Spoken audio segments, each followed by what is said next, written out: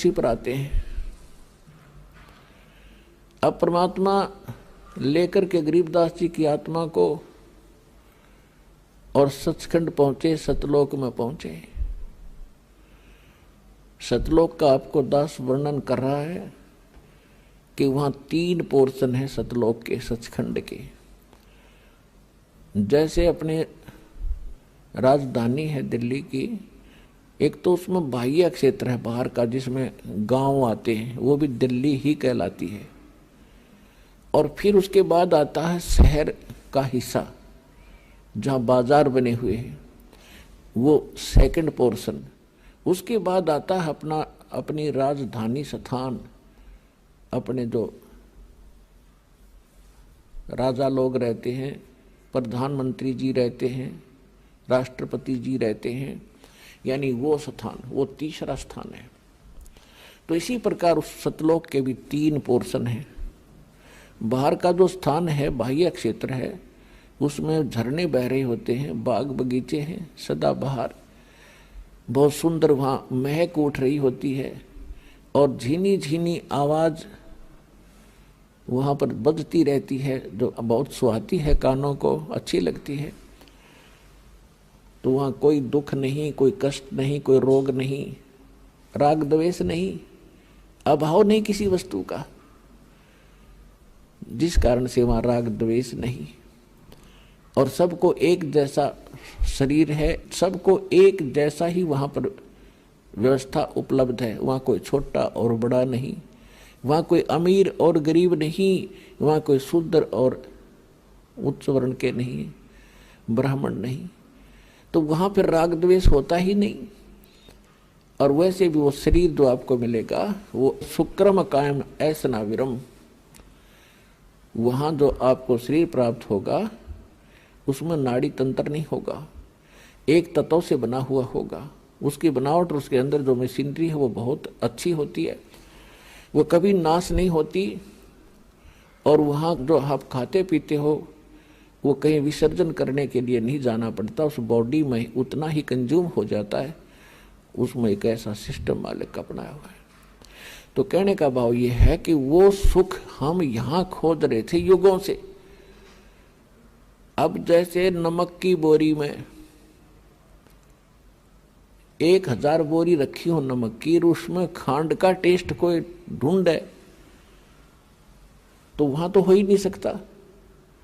वो तो बूरा की बोरी में मिलेगा और दोनों एक जैसे कलर में एक जैसे हैं, रंग एक जैसा है, बोरी एक जैसी है। इसी प्रकार उस सतलोक की या नकल है। सतलोक में एज इट इज सृष्टि है। यहाँ तो ये अब खत्म हो गए, जैसे पेड़ पेड़ ये तो कति कंडम हो गया काम सारा ही। इसलिए उसको सतलोक, अमरलोक, अजरलोक कहते हैं। वहाँ कोई वस्तु नष्ट नहीं होती। और यहाँ पर आप देख रहे हो ऐसी ही व्यवस्था है, ऐसे ही सृष्टि है और ऐसे ही वहाँ बाग बगीचे हैं, ऐसे पुरुष स्त्री हैं। और ये नकली संत सतलोक की महिमा गाते हैं, राधा स्वामी वाले या और भी कोई भी कबीर पंथी हैं, कहते हैं वहाँ प्रकाश ही प्रकाश है, चेतन ही चेतन है, और परमात्मा निराकार है। आत्मा परमात्मा में ऐसे जाकर मिल जाती है जैसे बूंद समुद्र में, बस कोई अस्तित्व नहीं रहता। तो ये कहते हैं सटदल उवा बाई बकदा, ये उवा बाई बक्के थे। इनको ना आत्म अनुभव, स्वानुभव नहीं, न इनको परमात्मा का ज्ञान समझ में आया, न इनको गुरु ठीक मिले, जिस कारण से इन्होंने ऐसे विधान सिद्धांत बनाकर हमें भ्रमित कर रखा था। तो वहाँ पर ये सृष्टि, ये स्थिति है और वहाँ जाने के बाद आपकी फिर कभी मृत्यु नहीं होती। अब एक सोचने की बात है, एक गरीब आदमी जिसके पास मुश्किल से 1-2 कमरों का मकान हो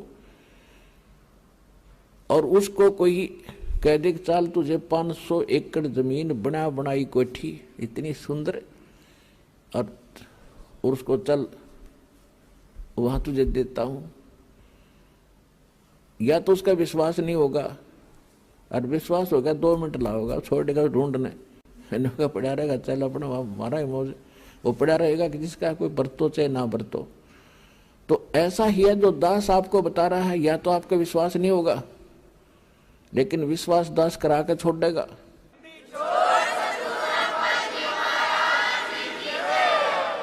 क्योंकि ये दास की बनाई हुई सेल्फ मेड स्टोरी नहीं है, ये गॉड गिवन स्पिरिचुअल नॉलेज है, परमात्मा का दिया हुआ अध्यात्म ज्ञान है।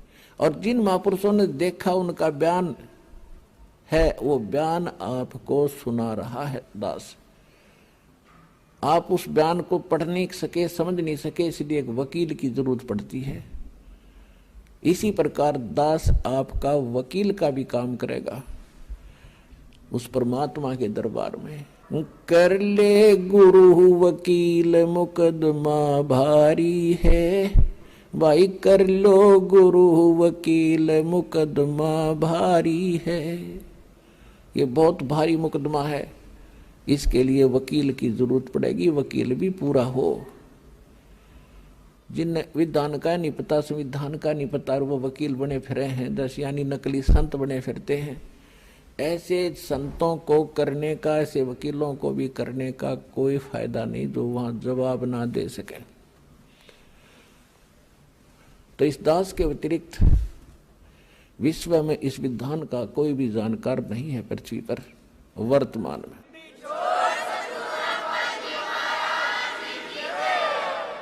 परमात्मा गरीबदास जी को लेकर गए जिंदा महात्मा के रूप में, और गरीबदास जी देखकर उस लोक को होए हैरान रह गए। अजब नगर में ले गए हमको सतगुरु आने, जल के बिंब अगाध गति हम सूते चादर ताने। अजब नगर में ले गए भगवान मुझे खुद आकर के। ये प्रमाण दे रहे हैं गरीबदास जी, अपना एफिडेविट बता रहे हैं वाणी में। तो वहां जाकर क्या देखा कि परमात्मा बैठे हैं सिंहासन के ऊपर, ऊपर सफेद छत्र और सिर पे मुकुट है, जैसे राजा विराजमान होते हैं। और उन परमात्मा के चेहरे को में इतनी रौनक है, इतनी समाइल है कि देखते ही आत्मा खुश हो जाती है। और जो ही गरीबदास जी ने देखा कि ओहो ये बैठे हो भगवान, तो भाई हो न देखते ही रह गया उनके चेहरे की तरफ। उधर से एक परमात्मा अपने दूसरे रूप में, जिंदा महात्मा के रूप में जो नीचे गए थे, वही जाकर के एक चमर उठाते हैं। चमर जैसे आप देखते हो यहाँ ग्रंथ साहिब पर करते हैं, पीछे ये घोड़ी के से बाल से आ रहे सफेद सफेद, ऐसा चंवर करते हैं। और उठाकर चंवर करने लगे जो सिंहासन पर बैठे भगवान के ऊपर। अब गरीबदास जी देख रहे हैं कि ये बाबा जी जिंदा महात्मा यहाँ का, इनका कोई शिष्य है, यहाँ का नौकर है, सेवक है, जो भगवान पर चंवर कर रहा है। और परमात्मा ये है जो सिंहासन पर बैठे। उसी समय सिंहासन पर बैठे परमात्मा खड़े हुए, और नीचे से जिंदा महात्मा के रूप में जो गए थे भगवान, वो उस अनंत कोट ब्रह्मांड के सिंहासन पर विराजमान हुए। जो परमात्मा मुकुट पहरे हुए थे और जिसके एक रोम में, रोम कहते हैं बाल को, रोमकूप कहते हैं जो छिद्र जहाँ बाल उगा है, तो कहते हैं एक रोमकूप में या बाल में कहो रोम में इतना रोशनी है, करोड़ सूर्य मिला दे करोड़ चंद्रमा, इतना तेज। यहाँ तो इन आंखों से नहीं देख सकते हम उस तेज को, वहाँ हमारी आंखें दूसरी होती हैं, आत्मा की आंखों से देखा जाता है और वो बहुत प्यारा लगता है, आंखें बंद नहीं होती। तो गरीबदास जी देख रहे हैं, तो असमंजस में पड़ गए, भी भगवान कौन सा इनमें। बाबा जी तो इस पर बैठ के कुर्सी पे, और भगवान खड़े हो गए चंवर करें जिंदा के रूप पर। थोड़ी सी देर में वो तेजो में शरीर, वो जिंदा महात्मा वाले शरीर में समा गया और एकदम उनका नूरी शरीर हो गया, तेजो में शरीर।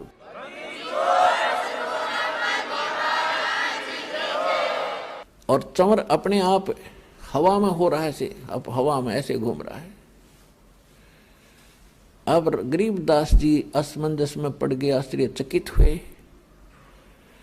तब परमात्मा ने उसको कई घंटे तक वहां ज्ञान सुनाया कि बेटा आप देख रहे हो ये स्थान है तुम्हारा। आप यहाँ रहा करते थे, चींटी तले का हाथी तक, गधे कुत्ते सुअर बने फिर रहे हो। वहाँ राजा बनकर, इंद्र बनकर, स्वर्ग में देवता बनकर आप फूले नहीं समाते हो। वो तो नरक है, वो तो कीड़ा की कुंड का आग्रह ना, वो स्थान है वो 21 ब्रह्मांड इस लोक की तुलना में। वो तो गरीबदास देख ही रहे थे कि सचमुच भगवान है। अब कहते हैं गरीबदास जी को मालिक ने बताया कि मैं भाई चारों युग में जाता हूं। जो उन्होंने उनको कथा सुनाई सारी, वो ज्यों की तो गरीबदास जी ने आकर नीचे बोली और वह नो की नो लिखवा दी गई।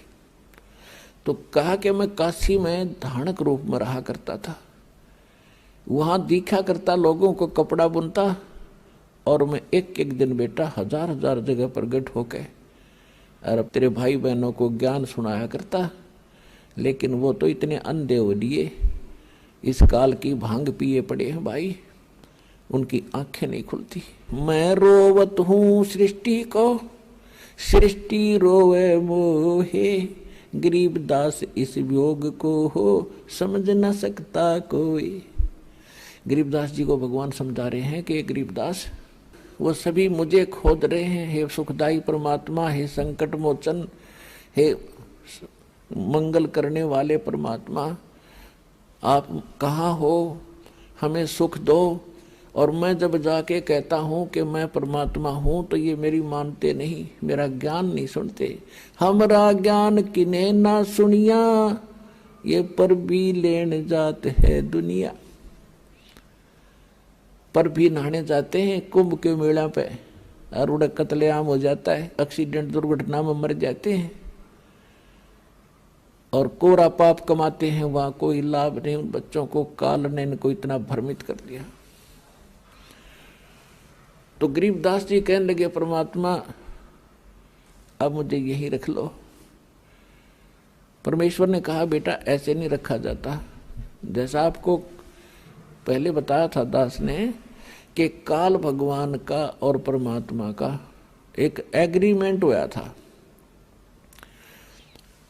तो उसने ये कहा था कि भगवान आप अपना ज्ञान सुना के अपना बनाकर जो हृदय से आपको चाहे, आपके ज्ञान को माने और आप में हृदय से आपको चाहेगा तो वो आपका, बाकी मेरे।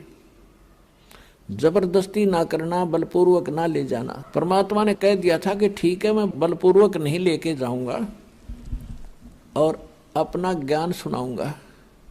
और दूसरी बात यह है कि जब आप यहां से गए भक्ति धन से परिपूर्ण थे, उतने ही भक्ति कमाई करके यहां आ सकते हो, वैसे नहीं आ सकते।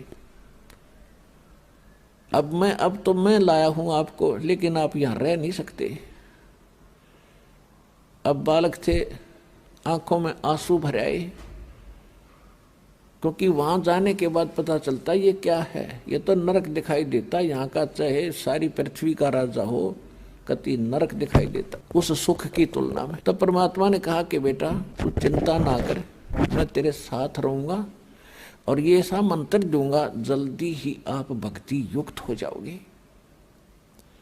ऐसा नाम दूंगा सतनाम और सारनाम कि बहुत जल्दी भक्ति धनी बन जाओगे। अपने आत्मा, इस आत्मा को हमने भक्ति से चार्ज करना है, भक्ति से फुल करना है, तब यह काम करेगी, तब ये भक्ति युक्त होकर के वहां